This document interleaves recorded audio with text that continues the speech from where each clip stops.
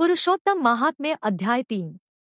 हे नारद जी, जो कुछ कृष्ण जी ने युधिष्ठिर से कहा वही मैं तुमसे कहता हूँ। एक समय धर्मराज युधिष्ठिर जुए में दुर्योधन से सब कुछ हार गए तो द्रौपदी के बालों को पकड़कर दुष्ट शासन ने खींचा और वस्त्र भी पकड़कर खींचे तो श्री कृष्ण भगवान ने रक्षा की। उसके पश्चात युधिष्ठिरादि राज्य को छोड़कर काम्यक वन को चले गए। वहां पर वन में युधिष्ठिरादि बाल बिखरे वन में रहने वाले हाथियों की तरह वन के फलों को खाकर अति दुख को प्राप्त हुए।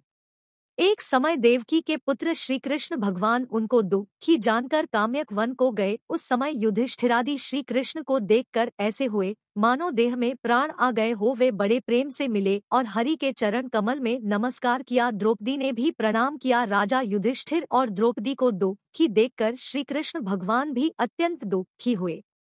जब विश्वात्मा भक्तवत्सल भगवान ने दुर्योधन को भस्म करने के लिए कोप किया तो मानो करोड़ों काल कराल समान श्रीमुख से प्रलयकाल की अग्नि उठी हो और दांतों को पीसते हुए मानो त्रिलोकी को भस्म कर देगे। तब अर्जुन कृष्ण भगवान को क्रोध में देखकर भय से कांप उठा।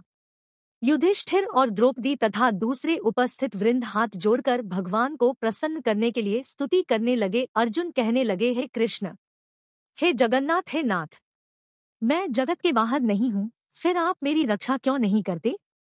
आप तो सारे जगत की रक्षा करने वाले हो, जिसके नेत्र के गिरने से ब्रह्मा का पतन हो जाता है, जिनके कोप से क्या कुछ न हो जाए कोई नहीं कह सकता।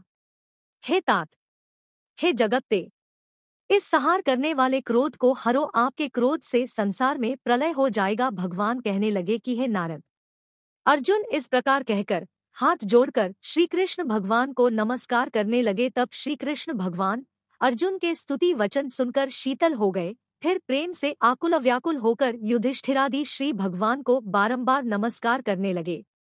श्री नारायण कहने लगे कि हे नारद जी, इस प्रकार प्रेम से मग्न हो सर झुकाकर हाथ जोड़कर बारंबार भगवान कृष्ण को नमस्कार कर अर्जुन ने जो प्रश्न किया वह मैं तुमसे कहता हूँ। हरि भगवान यह सब सुनकर पांडवों के हितकारक वचन कहने लगे। श्री कृष्ण कहने लग रहे, अर्जुन, मेरे वचनों को सुनो और आपने जो अपूर्व प्रश्न किया है सो यद्यपि मैं इसका उत्तर देने में समर्थ नहीं, यह गुप्त प्रश्न ऋषियों को भी कठिन है, तो भी है अर्जुन, मैं तुम्हारी मित्रता और भक्ति से प्रसन्न होकर अत्यंत कठिन उत्तर को क्रम से कहता हूँ, सो सुनो।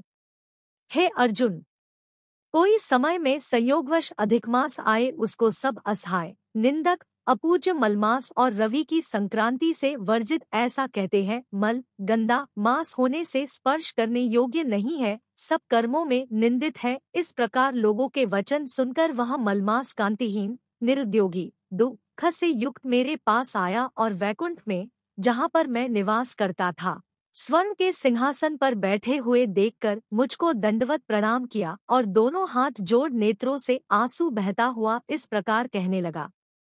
तीसरा अध्याय समाप्त।